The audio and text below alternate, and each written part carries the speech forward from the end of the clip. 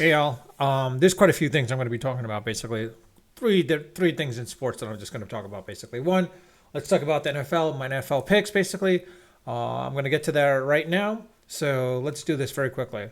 Um, so we see basically, I mean, we missed Thursday's game, unfortunately. Of course, as always. Honestly, it would have made no sense. It's a good thing I didn't because I would have had Pittsburgh beating the Patriots no matter what. So the fact that the Patriots won, I don't know what happened there. I don't think this rumor is going about that Timlin should be fired. I don't think so because look what he's done with the team that he's got. It's not really a great team to be quite honest, especially the quarterback he has.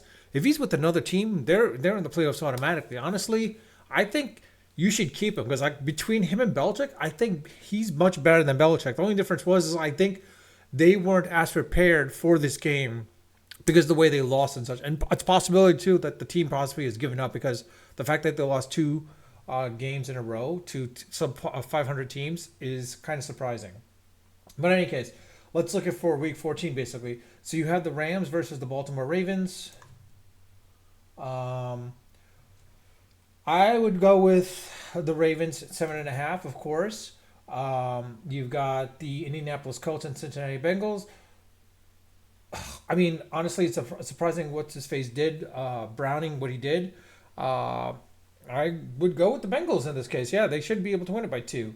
The Jacksonville Jaguars and Cleveland Browns. Oh, Jacksonville by all means. I'm going with Jacksonville. I don't know why they have Cleveland favored. That's assuming if Lawrence comes back. If Lawrence does not come back, which is a little case right now, that's why he's not looks like he's out. It's questionable. That's why they have the Browns. But if Lawrence is back, take the money line. I would probably put the money line actually, to be honest, because I have a feeling Lawrence is coming back anyways. Because this game is too of an important game. He's not going to sit out. The Houston Texans versus the New York Jets. Texans by 3.5. I would do that. Definitely the Lions by 3. Buccaneers and Falcons. I would take the Falcons, yeah. Saints by 5. I would take that as well, too. The 49 Seattle Seahawks. I would take the 40. No, I would take the spread on the Seahawks. I don't think the 49ers are going to win by more than 11 points. The Vikings and Raiders. Yeah, I would take the Vikings in this case by 3. Bills and Kansas City Chiefs. I would actually, you know what? Surprisingly enough, I would take the Bills on the money line in this case because I think they will come up and show up and actually beat the Chiefs at Arrowhead. Broncos and Chargers. I would probably go with the Broncos, honestly. I would take the Broncos on this one on the money line. Cowboys and Eagles. Now, this is going to be a game. The fact that the Cowboys are 3.5, I think it's the Eagles. I'll take them on the money line. Put the Eagles on the money line. The Packers and the Giants. Honestly, you know what? This might be a case as well too. I have a feeling like Dable might do something, and he might be able to stop Love. That I would take the Giants on the money line as well too. The Dolphins and the Titans. Dolphins will win this most likely more than anything else. I have a feeling they're going to win, so I wouldn't want to be surprised. Let's go with that basically. So let's go in the situation. What would I do? I would go with the Dolphins, Giants, Eagles, Broncos, Bills. If I were to bet right now, yeah, yeah, huh. You know what? I would just go with that basically, and see where that would come out to.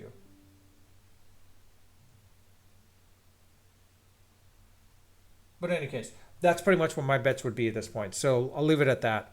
Now on to the more important case: the Yankees and Soto. Soto signing with the Yankees. As a Mets fan, I'm a little pissed off, but at the same time, we didn't give up as many draft picks. So this might work in the Mets' favor a little bit. Because if it's true that they're not going to work for 2024, they're looking for 2025, 2026. Soto becomes a free agent in 2025. If he likes New York the way it is, then it's going to come out a competition between the Yankees and Mets at that point, and the Mets will definitely be offering more. So I think it's a case this might work in the Mets' favor, and sign him up in the free agency in the 2025 season. Basically, let him do well in the 2024 season with the Yankees, as so long as the Yankees don't kill him per se. Then I would work out in that sort of. Now the real question comes down to Otani. The rumors now abound that he's probably going to sign whatever team he's going to sign. He's probably going to give his decision by today. I have a feeling it's going to be next week. But the runnings are basically the Dodgers, the Giants, Cubs and Toronto Blue Jays, and of course the Angels are in the mix. I would hope the Mets come out of nowhere and just like swoop in, because as a Mets fan, I would love to see in there. Like if you get out Otani and Soto, two generational players on the same team, it would change things dramatically. Now think about it this way: I was saying like, okay, trade Alonso for Soto, but now if the fact that you could keep Alonso and Lindor and have Soto and Otani on your team, those four alone, that's like your new murderer's row practically. That's murderer's row right there, the new one. All you need to do is then build out your pitching basically. And if Yamamoto and where it comes with the Mets and Senga plays what he's capable of, I mean, you've got a good pitching staff there, a decent pitching staff. You just got to build on more pitchers and your relievers, middle relievers, and your closer, and then you become a dominant team at that point. Of course, it's going to be the most expensive team, but I'm willing to take that risk. But it's a case of like, yeah, right now look for Soto coming into the Yankees. I have a feeling they're going to switch Soto from left to center field because there's going to be, there's no way Judge can play center field for that period of a long time. He's going to get injured. So, and he's 32. I think the Yankees are going to want to maintain both of them. The fact that you have Soto and Judge and Stanton, that's a huge thing. And Global Torres as well too. Oh, those four alone. The Yankees should be favored. The Yankees should be favored with the offense. The only question is, do they have the defense with the pitchers? Garrett Cole is one, but they need to build out their pitchers at that point as well too. So we'll see how that works out that situation. In any case, that's that from that perspective. Now, let's talk about the in-game tourney that happened last night. Halliburton came out. This was his shining moment. This was his moment to show, and this is what has now elevated him to the next level, to like everyone's recognizing who he is. Halliburton on the Indiana Pacers shows that how good he was, and I wish the Knicks had drafted him back then. I think everyone was hoping that he was going to be drafted instead of Obi Toppin. And now Obi Toppin's with the Indiana Pacers with Halliburton. You're kind of wondering, is like, why did the Wizards trade Halliburton to the Indiana Pacers? Well, let's put it this way. I mean, Sacramento has a really good team basically as well too. And like, let's not forget what's his name. I forgot his name now. Not Sabonis. Crustaceans. I forgot his name now. Not Joe. De'Aaron Fox. De'Aaron Fox is showing how good of a player he is. And granted, I know between him and Halliburton, it's a quick case of like, what you would have to do basically with them, with Halliburton. I mean, Halliburton and Fox together, yeah, I hate to say it's like, it didn't look like it's a great mix-up, but at the same time, I'm sorry. I'm doing some quick things here. Just a little bit of messages that I'm coming through right now at this point, which is like a little surprising, but anyways. I mean, De'Aaron Fox and Tyrese Halliburton together, it's going to be hard to do. Like, you got 2 point guards. I think from Sacramento's perspective, it made sense because between the two, Fox, I would go with De'Aaron Fox in a heartbeat over Halliburton. But the Knicks could have made that trade as well too. But the fact that they got Brunson, there's no sense for them to now get Halliburton. But had they had Halliburton, by far, he's much better than Brunson. We're seeing this now. He's definitely much better than Brunson. Brunson, not your all-star. He's like your lower tier all-star more than anything else. So, like, he's not that great. But I've said this in my other videos at this point as well, too. But outside of that, Halliburton has shown up. This was his game. This was his coming out game, basically. This is showing him basically like, hey, on to the world. I am here. I am your future all-star. I am in the same level as Tatum and Brown and Embiid, basically. And the fact that what he did on Dame time, which was really surprising as well, too. But outside of that, the next game. Let's go to the next game that we're talking about. It was the Lakers and Pelicans. I have no idea what happened there.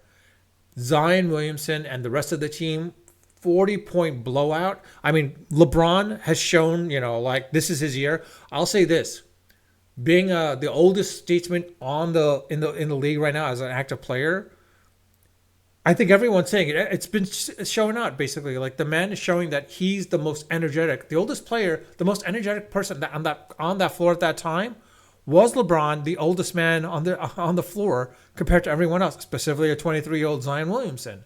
And because LeBron was doing that, all that energy that he was giving off, everyone on the Lakers was feeding off of it, and that's why they did well. Now, this is going to be interesting to see. Can LeBron keep doing this for a full 82 games?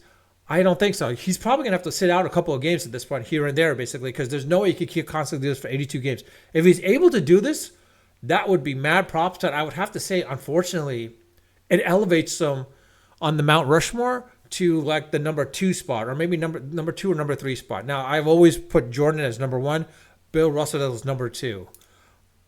If this comes out to the point where like James is able to do what he's able to do, and if he's able to win this in-game tourney and the finals the same year, and he's able to do what he's able to do and maintain at this level, he's going to have to get the number two spot. Now, he's never going to be the number one spot of Jordan, because let's not forget, LeBron had to go to Miami to win those championships. And then when he was with Cleveland, yes, he brought him up to the Cleveland. He didn't do it on his own. He had Kyrie Irving at that point, too, as well as Love. So let's not forget that.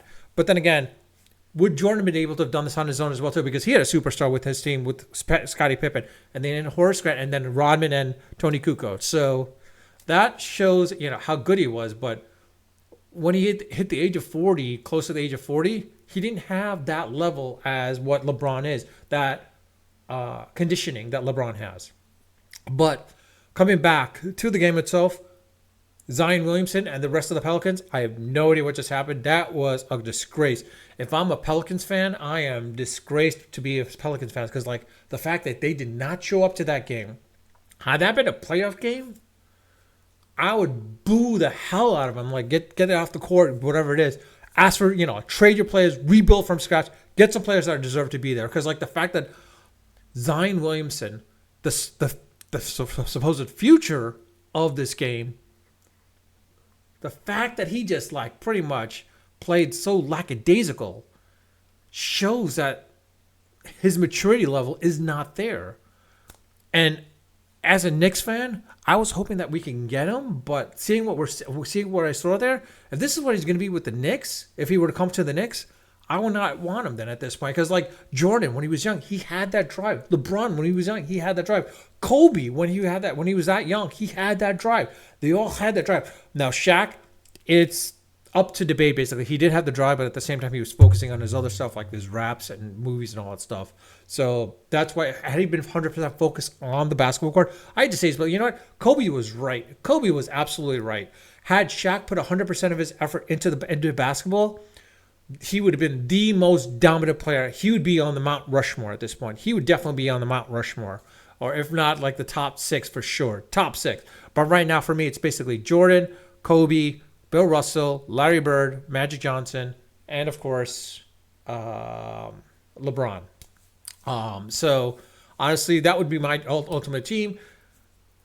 Some say, well, what about Jabbar? I would say Jabbar, but it's hard to go back and forth. I mean, honestly, it's between Magic Johnson and Jabbar, but I would have to say Magic Johnson over Jabbar, because after Jabbar left, Johnson was still able to keep the Lakers team up to speed and whatever it was. Jabbar was only able to become a role player later on in his life, but he understood that eventually at that point. I think he understood that at that point anyways.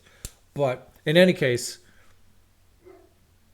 it's a sad state for basically what he did. Basically, I don't know why Zion did what he did, but I don't know if he gave up or whatever, or if whatever it is. But based on what we were saying, the play he was playing, how he was playing, it shows how lackadaisical he was, and sounds like his commitment wasn't there for this.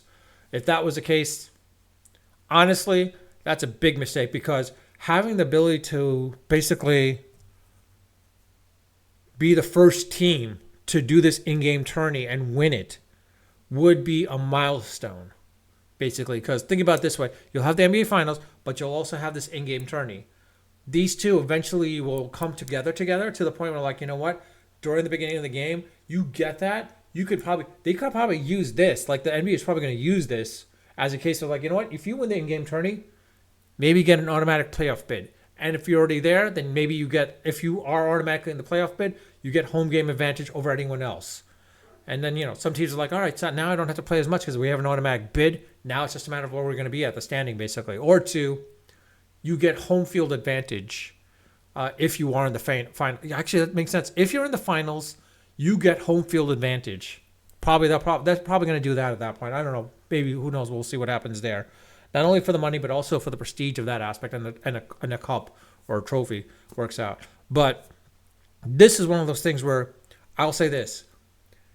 If this is a wake-up call to Zion and the rest of the Pelicans, if they don't come out in the next couple of games, regular season game, and start blowing out teams or like start being more physical, I hate to say this, but your coach, you're going to have to do whatever it is. And then going back to the coach, I mean, what Giannis said after they got blown out, they got beat by the Pacers.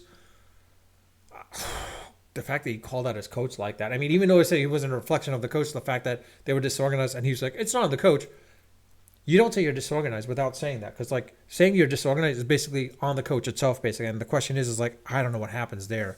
That's a call out, and as a coach, I don't know what you do, because your star player just called you out on that, and he's definitely one of the best players on the field right now, in the game right now, next to Jokic, but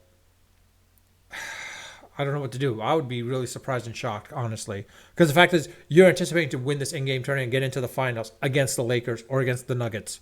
But that didn't happen. So, I don't know what to say. Okay, I mean, it's already 16 minutes. I try to keep this under 5 minutes, but in reality, each one topics was like more than about 5 minutes because I was talking about 3 separate topics. So with that, let me know your comments in the comment section. I mean, let me know what you think about my picks for the football picks. What do you think about the Soto and the Yankees trade? Do you think Soto will come to the Mets? And also the fact is like Zion Williamson and like what happened with the in-game tourney. My pick for the in-game tourney, of course, I have a feeling it's going to be the Lakers. They're going to win this in-game tourney at this point because the way they're playing, the way LeBron is, I think he needs that one extra piece basically because he has the finals, he has MVP, he has all this other stuff. I think he wants now that one extra thing that he sees. I want that trophy, that in-game tourney, be the first one there and be the MVP of that tourney as well too. So don't be surprised him winning it, and don't be surprised the Lakers winning at that point.